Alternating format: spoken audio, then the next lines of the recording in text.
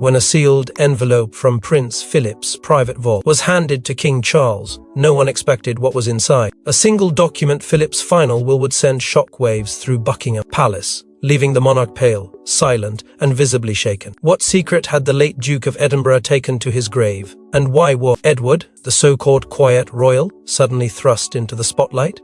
Before we go deeper into what this really means for the royal family, make sure to subscribe so you don't miss a single update. The summons came without ceremony, without witnesses, without warning. King Charles was quietly escorted into a private chamber reserved only for matters of the highest sensitivity, the kind of room where history does not announce itself, but simply happen. On the table before him sat a single envelope, thick, sealed, and marked with the insignia of Prince Philip's personal vault. This was not a ceremonial document.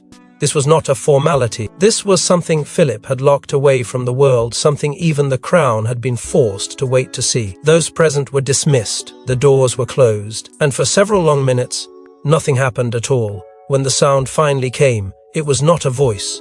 It was not a command. It was a sharp, sudden crash, as if something had been knocked from a desk or struck the floor in disbelief. Aides later whispered that the king did not call out. He did not summon anyone.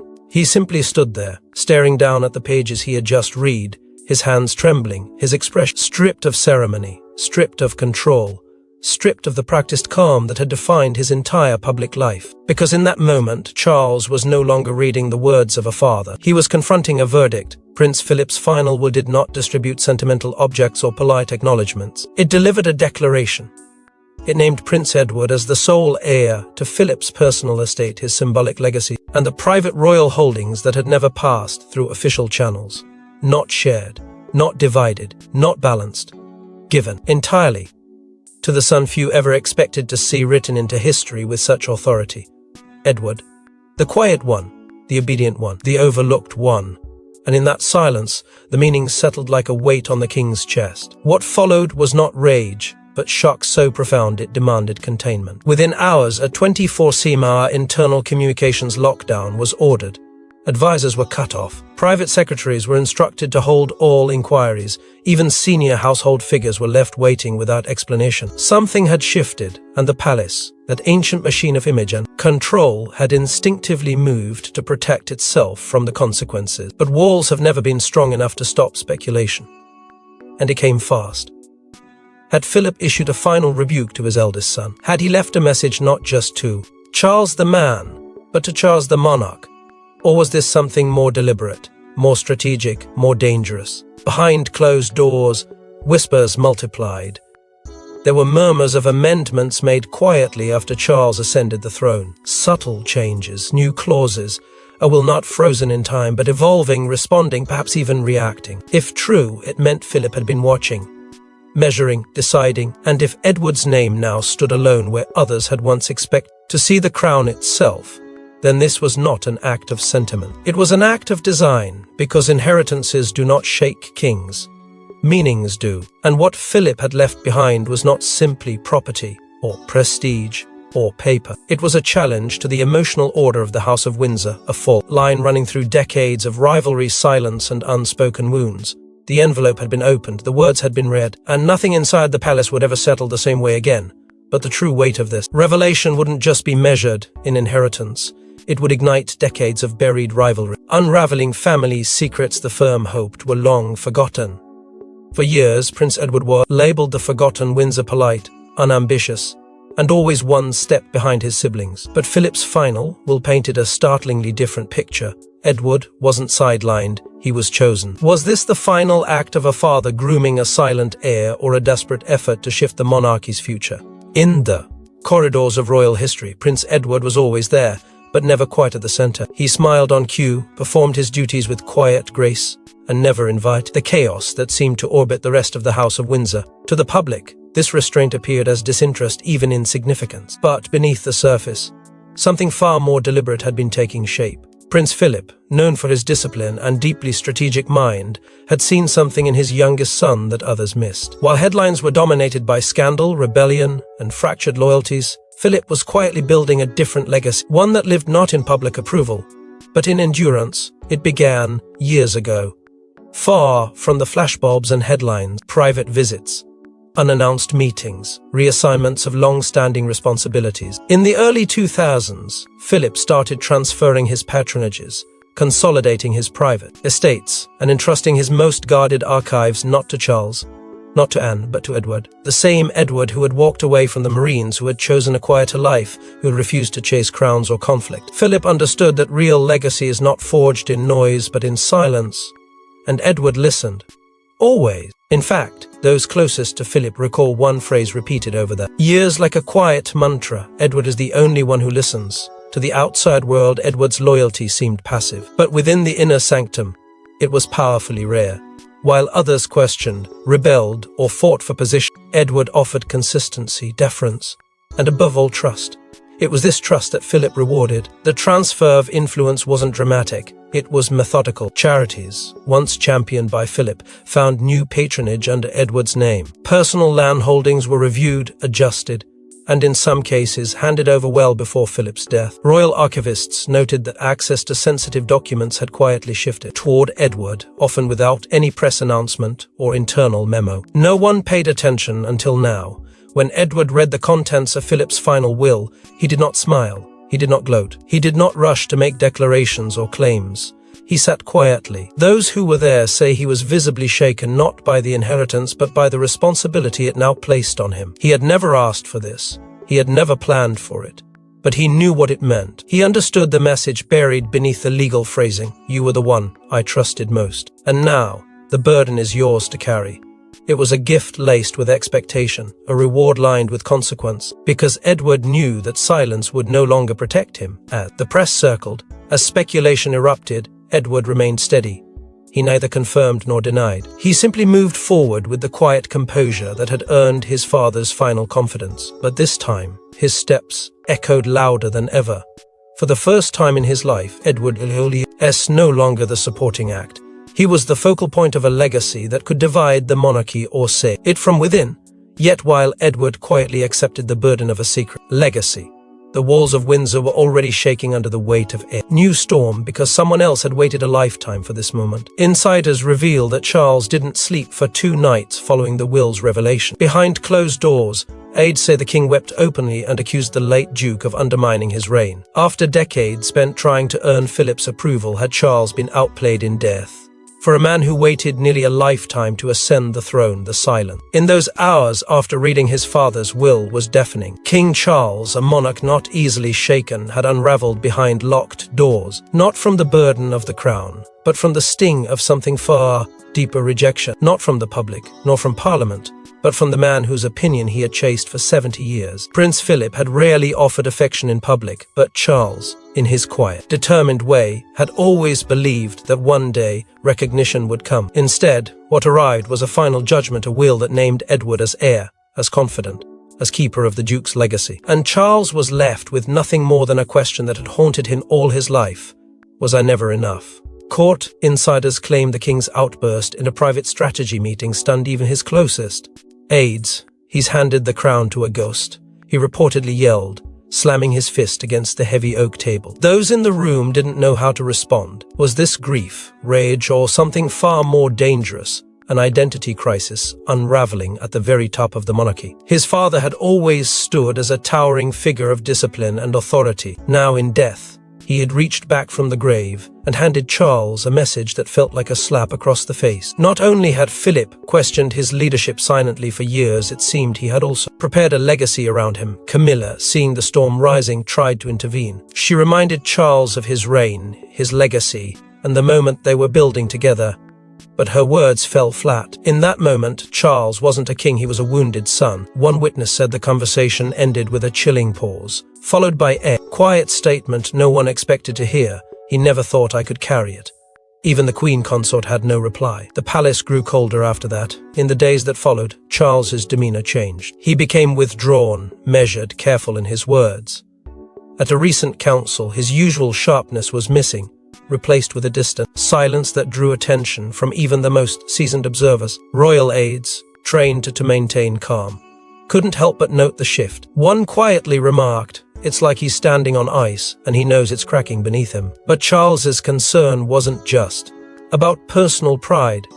There were real implications, legal, symbolic, and political. The Duchy of Edinburgh, once assumed to fall smoothly into the Crown's grip, was now in question. Documents attached, the will hinted at complex private arrangements. Edward's new role was no longer ceremonial, it carried weight and potentially control. Charles now had to calculate not only what had been taken from him emotionally, but what might soon be out of his grasp politically. What made the wound bleed even deeper was the world watching. The press speculated endlessly. Headlines questioned Edward's intentions. Commentators whispered about succession optics, about a king without his father's full backing. The notion that Charles had been sidelined in death, just as he had often felt in life, became a public drama, a narrative he could no longer silence or contain. But this wasn't just a father-son drama. Buried within the will were instructions and documents that raised a deeper question, one that would shake the monarchy's very foundation. A secondary document found attached to the will, a codicil sealed in a separate envelope, contained a startling clause. Prince Philip outlined a vision of a parallel protectorate led by Edward. What did this mean? And why was it kept hidden from both Charles and the Crown Council? The discovery of the codicil came not during the initial reading of Philip's final testament, but hours later, as royal legal advisors sifted through a leather-bound case arcade with the Duke's personal crest. Among the neatly organized papers and sealed documents lay a small, separate envelope, unlabeled, unlisted, yet undeniably deliberate. When opened, it revealed something that stunned the legal team. A clause evoking a term not uttered with the monarchy since the days of King George VI, preservation of the traditional royal spirit. It was archaic, ceremonial, and at first glance, symbolic. But as the pages were read aloud in hushed voices, the truth emerged. This wasn't symbolism. This was structure. Prince Philip had laid out an alternative framework, one in which Prince Edward would act as steward not of the throne, but of its spiritual and historical foundation. In effect, Edward was to oversee the monarchy's soul. The codicil described him as the protector of royal integrity, a role never formally recognized in the modern monarchy, but laced with deep authority. While Charles held the crown, Edward was being handed control of the power, the legacy, and the continuity that bound the institution together. In an astonishing twist, this codicil detailed an independent advisory board handpicked by Philip from among ancient noble families, historians, and even members of old European royal bloodlines. This wasn't ceremonial theatre. This was calculated power placement. What made the revelation even more unnerving were the letters. Tucked into the same folder were handwritten notes, some dated 15 years prior, where Philip quietly corresponded with Edward. In them, he detailed his growing fear that the monarchy was straying from its roots, losing itself to politics, media manipulation, and internal conflict. He wrote of his desire to safeguard not just the throne, but the essence of what royalty once meant. And at the center of that mission, he had placed Edward not because of ambition, but because of consistency, humility, and discretion. These were traits Philip saw as endangered, and Edward, in his eyes, was the last royal capable of embodying them. What emerged was a chilling picture. While Charles was preparing for kingship, Philip had been laying the groundwork for an invisible monarchy, not a rival court, but a parallel system, shielded from scrutiny and immune to scandal. It would oversee archives, influence ceremonial transitions, and hold keys to symbolic estates, some of which had never been fully under Crown control. Legal scholars called it a grey zone, technically not treasonous, but dangerously destabilizing, because while Charles remained king in law and in title, Edward, under the codicil, would command something far more elusive, far more potent: continuity. A monarchy's crown may rest on one head, but its soul, it seemed, had been quietly handed to another, and while the codicil's language was veiled in ceremonial prose, its implications were not because someone else within the palace walls was already preparing to act. When Camilla learned of Edward's elevation, palace insiders, say the Queen consort, erupted, slamming a glass and demanding answers. After everything she'd endured to stand beside Charles, how could Philip deny them this final endorsement? To the public, Camilla had finally secured her place in the royal hierarchy, a long and winding path of scrutiny, sacrifice, and scandal that culminated in her becoming queen consort. She had walked through fire to stand beside Charles on the throne, earning her place not just through marriage but through resilience. But in a single stroke of Philip's pen, all of that hard-won ground seemed to collapse beneath her feet. To be excluded from the Duke's final honors was more than an oversight, it was an insult. And not just to her, but to everything Charles had built in defiance of public doubt and familial resistance. In Camilla's eyes, this wasn't just about inheritance.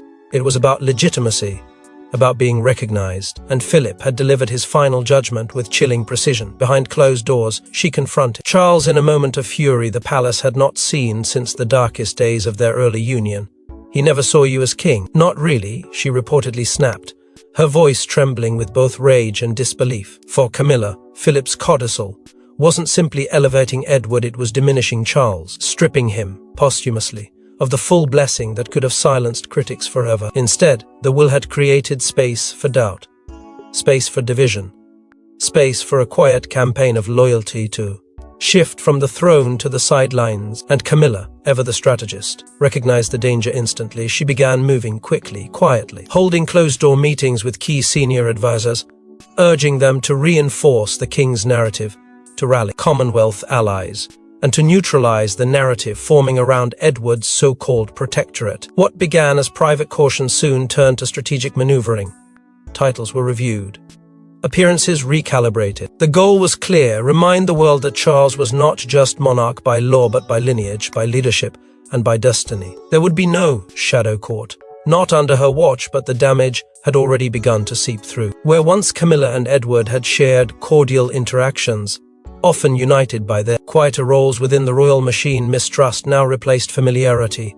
Glances grew shorter, conversations became formal, the warmth had vanished. Camilla saw in Edward not just a brother-in-law but a rival legacy, one born from silence and weaponized with Philip's final signature. And Edward, in turn, sensed the frost. Even public outings, carefully choreographed to show unity, couldn't fully mask the shift. The tension in body language, the forced smiles, the calculated distance, it all suggested a crack that couldn't be polished over. The press noticed, the public speculated, and behind the walls of Buckingham Palace old alliances trembled under the weight of a father's final will. But even Camilla's fury couldn't match the tremors brewing in the younger generation, where one prince saw an opportunity to rewrite his place in royal history.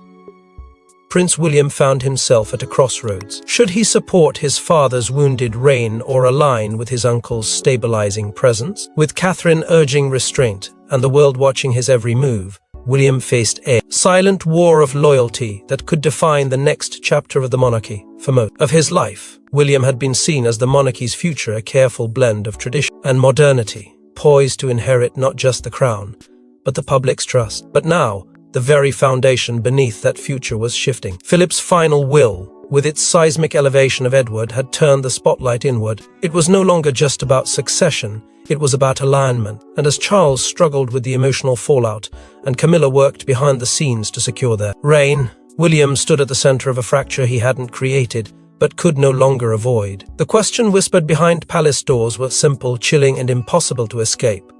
Where does William stand? The dilemma wasn't black and white.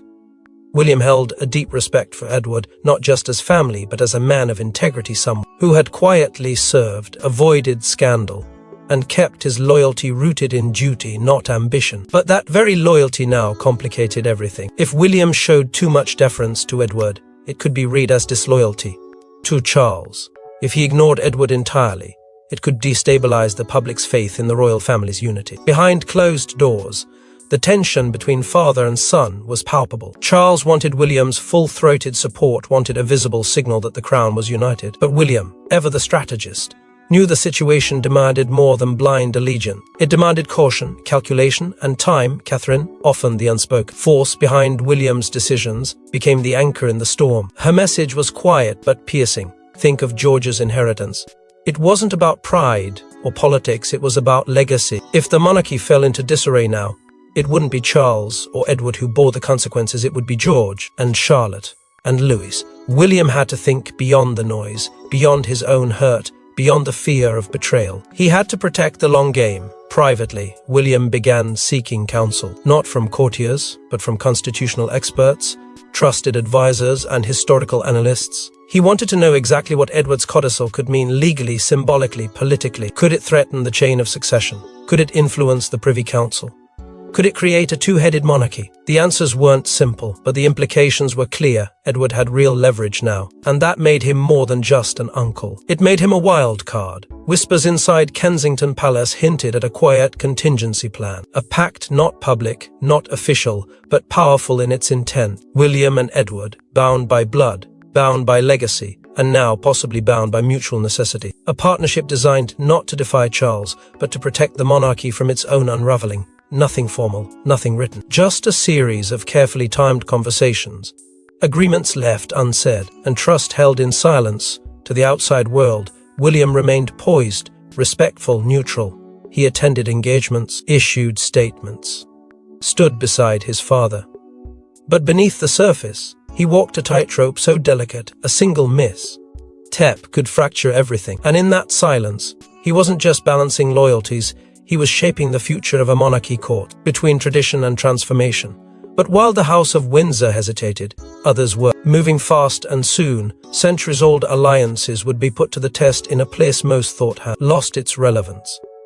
Deep within Scotland's ancient estates, a quiet rebellion was forming. Several noble families once loyal to Philip began holding secret gatherings. Their agenda, to uphold the codicil's vision and back Edward as the rightful steward of Philip's legacy, regardless of what Charles decreed. It began with hushed conversations over aged oak tables among tapestries and crests that had witnessed centuries of royal allegiance. In the weeks following the codicil's revelation, something stirred among the aristocracy of the Highlands. Old names MacLeod, Sinclair, Athol, whose bloodlines ran thicker than politics, deeper than ceremony, began convening not for tradition's sake but for strategy. They gathered not to mourn Philip's passing, but to revive the vision he left behind. From Birkhall to Scone Palace, through corridors older than Windsor itself, the whispers grew louder. A return to what they called the original covenant, a monarchy not just ruled by crown and law, but by heritage, symbolism, and spiritual duty. To these nobles, Charles's authority was bureaucratic. Edward's, however, was ancestral. Heir invoked a forgotten title, the Royal, Earl Guardian of the North, once merely ceremonial, now reframed as a mantle of sacred custodianship. In Edward, they saw not just Philip's heir, but the spiritual steward of a monarchy that had lost its moral compass. The codicil was their justification, the will their scripture, and the Highlands their battlefield, not with swords or banners, but with silent defiance. Legal advisors close to the group unearthed ancient trusts and royal charters, some date back to the Act of Union, that allegedly permitted noble factions to withhold ceremonial support from a reigning monarch under extraordinary circumstances. They argued that Philip's codicil constituted such a case that it redefined authority not in political terms, but in spiritual and cultural inheritance. If Charles ignored it, he was ignoring not just his father's wishes, but the unwritten covenant between crown and country. Talks escalated behind iron gates and closed doors. There were even rumblings, veiled and strategic, that unless the crown formally recognized Edward's new standing, these nobles would begin severing ceremonial ties with the court in London. That meant withdrawing from royal events, pausing financial patronages, and potentially rallying regional public support behind Edward as the symbolic head of the royal legacy. Not a rebellion of arms, but one of presence, of tradition, of withdrawal. A cultural fracture disguised in politeness, but rooted in defiance. And what of Edward? He remained quiet, respectful, officially detached. But critically, he did not denounce the movement. His silence, whether born of strategy or conflict, spoke volumes. To the nobles, it was tacit approval. To Charles, it was betrayal. And within palace walls, the fear began to grow. This wasn't just about a contested inheritance. It was a kingdom slowly splitting at its seams. The monarch's power might remain intact on paper, but in the Highlands of Scotland, loyalty was beginning to shift toward the shadow court Philip had unknowingly birthed. Charles's nightmares returned, haunted by the echoes of Balmoral, where tradition ran deeper than royal decrees and allegiances could not be bought, only earned. He saw in the Highlands a rising storm, quiet but relentless, a kingdom within a kingdom. And this time, it wasn't driven by ambition, it was driven by memory, by loyalty, by legacy. And just as the monarchy teetered on the edge of fracture, the Queen's personal archivist released a sealed document, long thought destroyed, one that threatened to reopen an even older wound. A handwritten letter from Queen Elizabeth II, dated 3 months before her death, was found among Philip's personal effects. Addressed to both Charles and Edward, it contained words that would bring clarity and heartbreak. "You were both chosen, but for different things." The letter, bound with the Queen's familiar blue ribbon and signed in her unmistakable script, was not meant for history books or royal record keepers. It was private, piercingly so, a final act of maternal wisdom in a family long ruled by duty, silence, and carefully buried emotion. When it surfaced among Philip's belongings, its presence sent ripples through the already fractured palace. It had not been included in official archives, nor mentioned in her final months, but here it was, dated with care and addressed not to courtiers or institutions, but her sons, Charles, Edward, and in just a few quiet pages, the Queen shattered decades of unspoken tension with words no crown could ever carry. She acknowledged what no one else had dared say aloud: that she had known Philip's intentions, that she had accepted them not out of indifference to Charles's reign, but out of understanding. "You were both chosen," she wrote, "but for different things. To Charles, she gave the mantle of rule, the burden of kingship, the crown, the ceremony. To Edward, she entrusted something older, quieter, but no less powerful, the soul of the family, the continuity not of government but of legacy.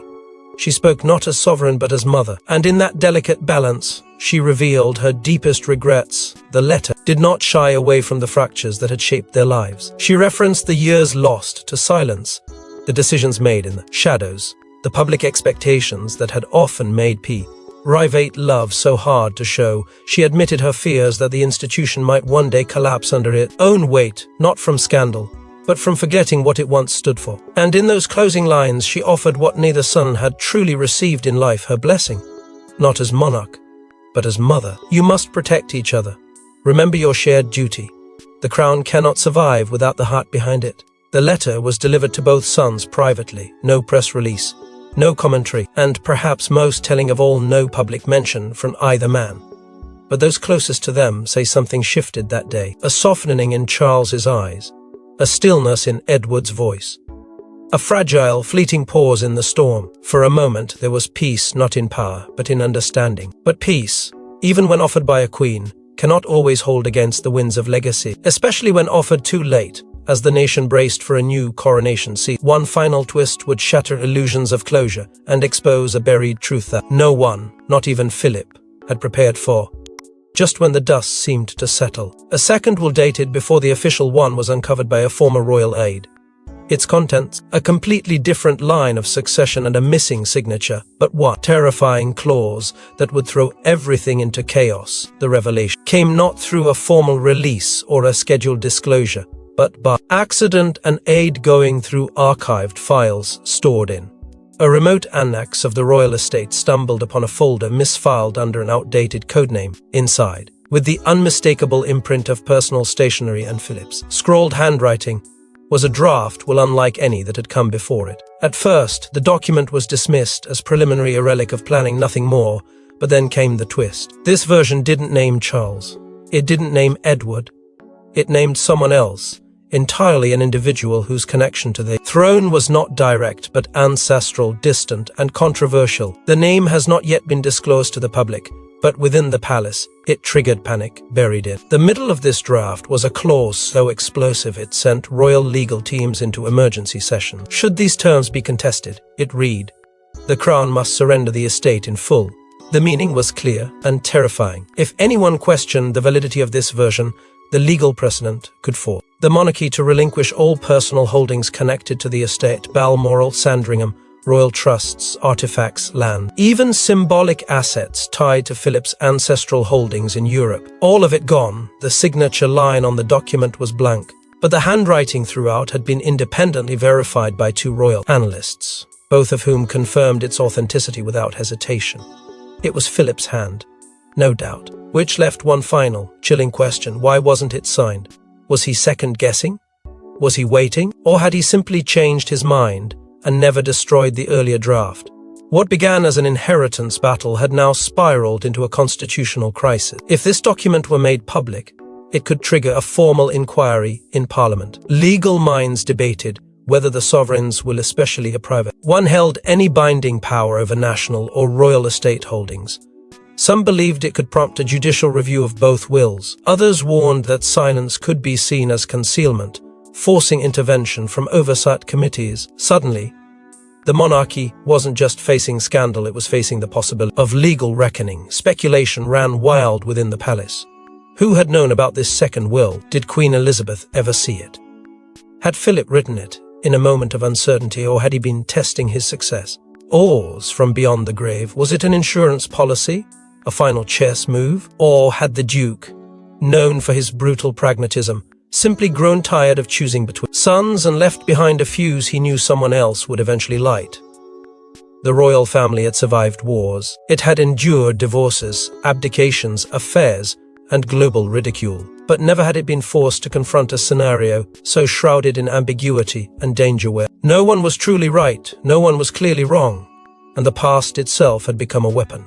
The second will had been found. The questions it raised would haunt the crown for years, and with every passing day the ghost of Prince Philip seemed less like a memory and more like a strategist still pulling string. From the shadows, the monarchy has weathered wars, divorces, scandals, and rebellions, but nothing could prepare it for a battle waged from beyond the grave. Thanks for watching. Please don't forget to like and subscribe, and we will see you in next one.